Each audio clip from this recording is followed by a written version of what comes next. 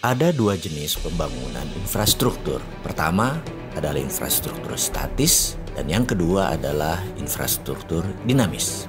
Pembangunan jalan tol, pelabuhan, bandara adalah kategori sebagai pembangunan infrastruktur statis. Sifat dari infrastruktur statis adalah penunjang kegiatan infrastruktur dinamis. Karena itu infrastruktur statis dibangun di banyak negara setelah siap pemakainya. Di Amerika misalnya di tahun 1940 sampai 1961, Amerika membangun infrastruktur statis besar-besaran.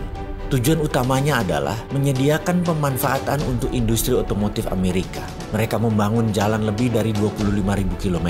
9 dari timur ke barat, 11 dari utara ke selatan, dan terus dibangun akar-akar jalan tersebut. Apa yang terjadi adalah industri otomotif mereka tumbuh di atas 15% per tahunnya. Sisi lain negara Cina membangun infrastruktur statis di awal tahun 90-an hingga tahun 2010. Hanya sisi timur negara tersebut yang dibangun, kemudian baru ke arah tengah.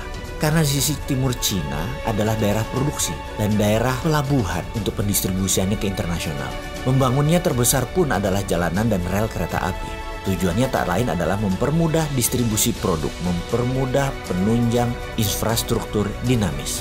Jadi infrastruktur dinamis adalah sektor industri.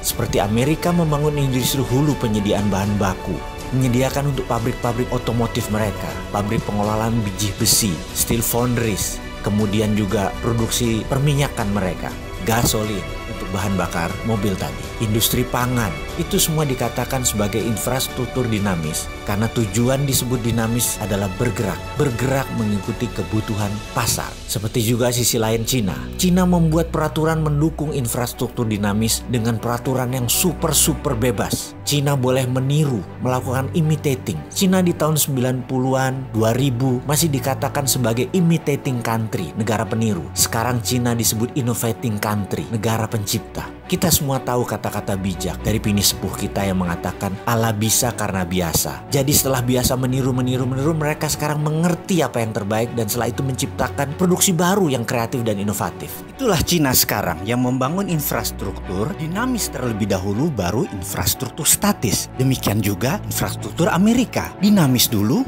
baru yang statis. Kalau di Indonesia